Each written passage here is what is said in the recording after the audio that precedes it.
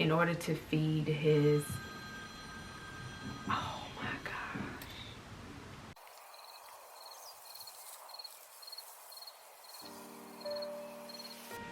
All right, so one of the things that I remember about spending the summer months on the farm is the abundance of harvest time.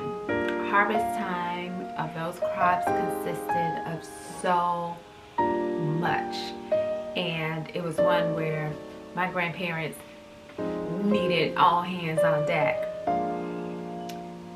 So it would be, of course, like tobacco, cucumbers, all the beans, the butter beans, the green beans, come over and snap beans, and I mean just all types of harvesting that had to happen. But it was one produce, one vegetable in particular that I just dreaded the most. It was just an all-day job, and that's corn.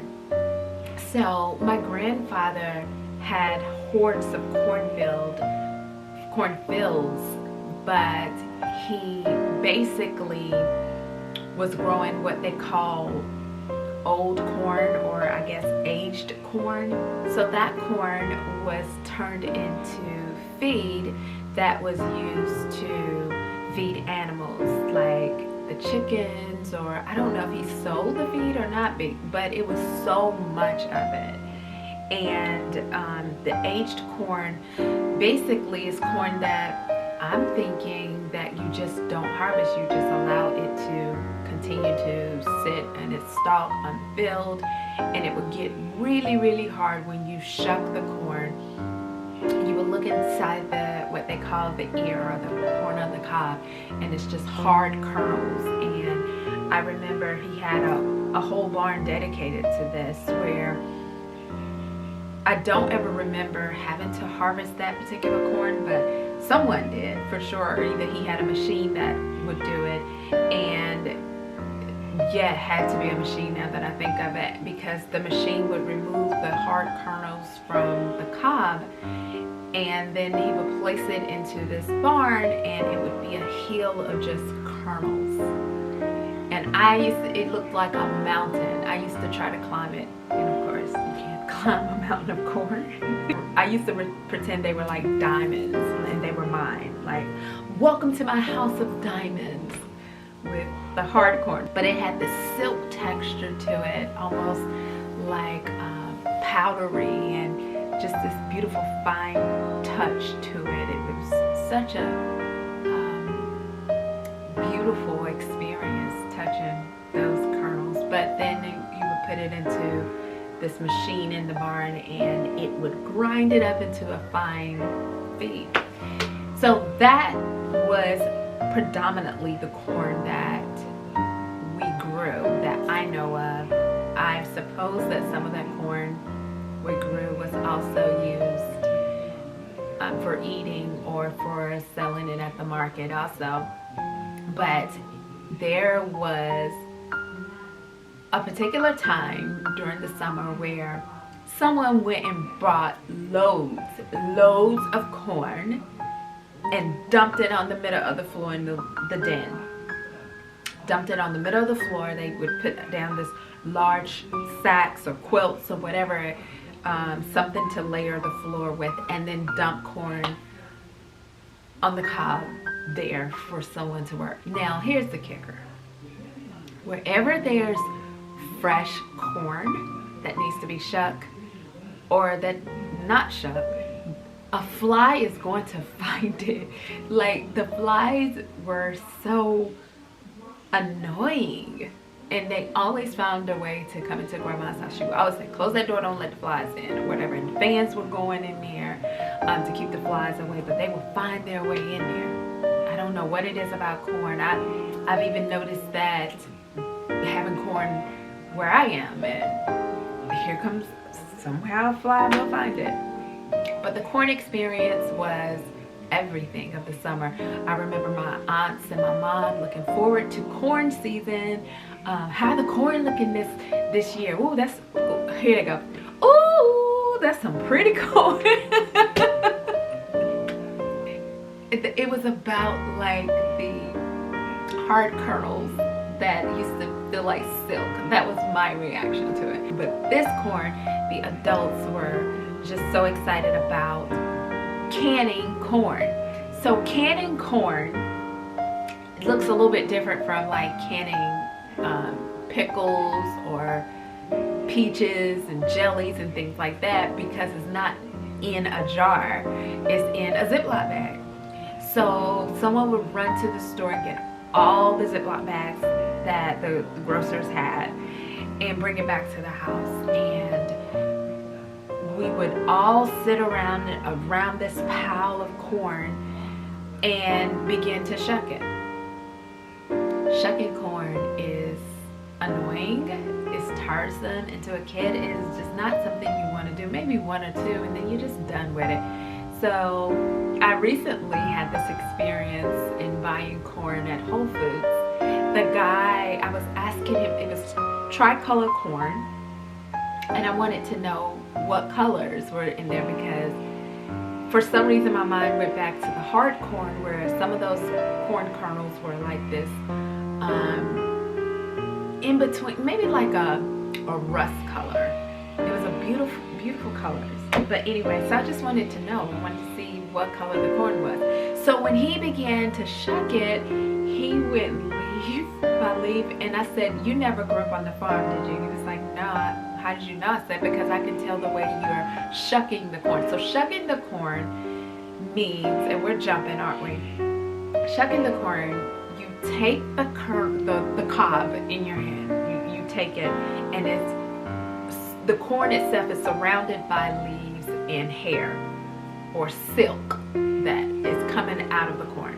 So you grab a bunch of the leaves that you can, and you just shuck it, and you see the corn, all the little silk around it, its hairs, and you just pull it off. So you had to do this the whole pile had to be done. There was a basket to put the husk and all the silk in, and we were just shucking corn all day. The adults were gossiping or talking about the Bible or whatever, or what Bo and Hope did on Days of Our Lives. And that would be so different now. What would we talk about? Like Scandival, the Real Housewives, and how that's going down. But yeah, so getting the corn prepared to be canned, you had to get it out of the husk. You had to get the hairs off of it, and then it has a little bit of a stalk at the bottom. You have to break that off too, which after so many times it starts to hurt your fingers. It really does. And some of the adults would use knives to kind of get in between the kernels to get that silk out of it, the hair out of it, and then you put your clean corn. They'll look at the corn, just admire it like it was diamonds, and then they'll put it in a bowl. And after a while you have a collection of bowls of fresh corn that are ready for the blanching.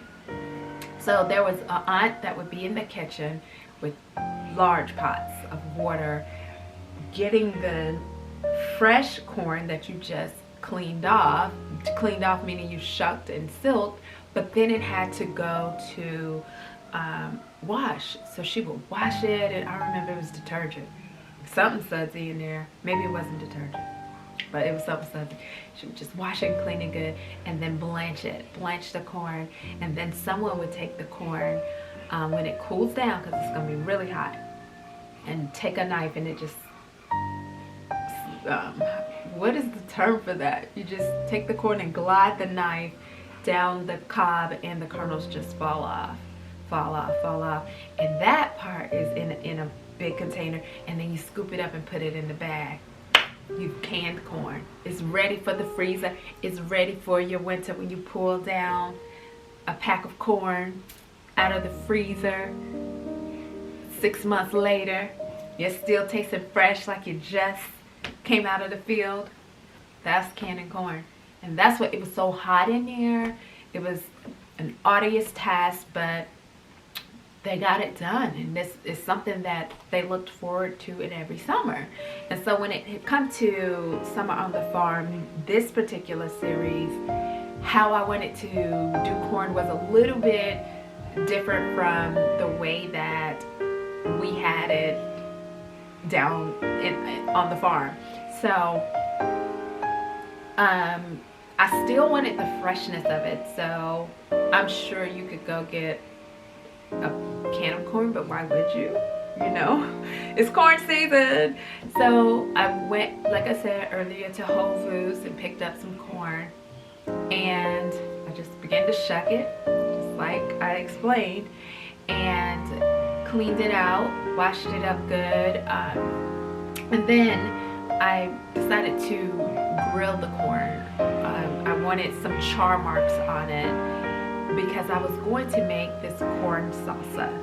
That just popped into my head to do. So I charred the corn and I glided it off of the cob, just like that person did in my grandmother's kitchen, just gliding it off the cob, which it came off fairly easy, and set it aside, and then began to chop up other vegetables that I thought were complimentary of the salsa. I thought about the bell peppers, red and orange and green, of course red onions, cilantro, parsley, also lime, lots of lime, avocado, just bringing all these different vegetables together to create this oasis of a taste, you know. And then I did put a little bit of a little bit of agave in there just to lift it a little bit, and liquid smoke just to give off that grilled taste. Even though we didn't put the corn on the grill, I imagine it would be really good doing it that way. We didn't put the corn on the grill, but we wanted to simulate those char marks by burning the corn to, you know, emulate a grill. But I wanted the taste, so that's why the liquid smoke came into it. And yeah, so I just prepared that and then stuck it away into the refrigerator to just kind of settle into one another, as I say, marry well together. So then it was time to figure out what was going to go with this, and I decided, let's do black bean cakes. Black bean cakes are so fun. It was between that or cornbread cakes, or what we call hoe cakes. Long story. But I decided black bean cakes is so fun. We're going to keep this super vegan and tasty, and it really would emulate that whole garden to table concept with all these fresh foods being eaten as a dish. Love it. So I took some black beans from the can, and I rinsed all the stuff they package it in. I rinsed that off, and I did look for a can that had no salt added, just in water. And I still rinsed it off, made sure it was clean, and then put it in a bowl with yellow onions, parsley, green pepper, a little bit of that liquid smoke, salt and pepper, and I actually mixed up some seasonings of like paprika and cayenne, garlic powder, onion powder. You can flavor it the way you want to, and I put it into the bowl and just began to mash it. Some of the beans got away from me, but I began to mash it up until it became like a actual, like it looks like meat, it looks like beef, how it mushes up to where you can mold it and make it malleable to whatever you want it to become. And so this way I wanted it to become like a black bean burger or a black bean cake. And I added a little flour just so we can have that consistency, that texture to stay together. We want it all together and not breaking apart when we fry it up. And so molded into the sizes that I desire, and then got it ready for a hot skillet, and make sure we had a good crust on both sides. We want a bit of a crunch on the outside, and then that softness.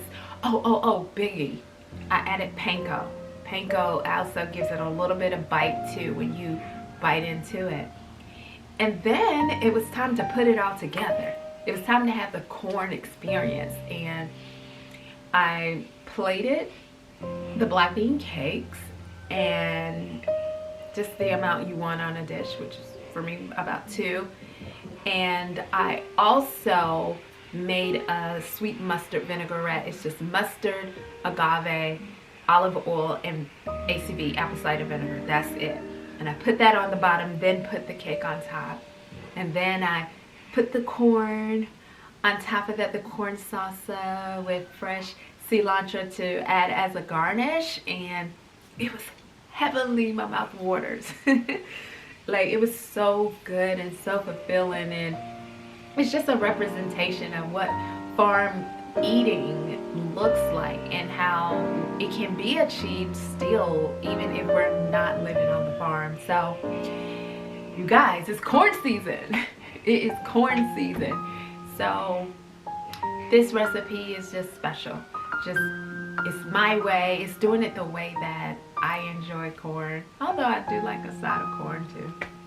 But it takes me back to that space of just being in the den with the adults and shucking corn to create something that's so memorable and substantial for the table.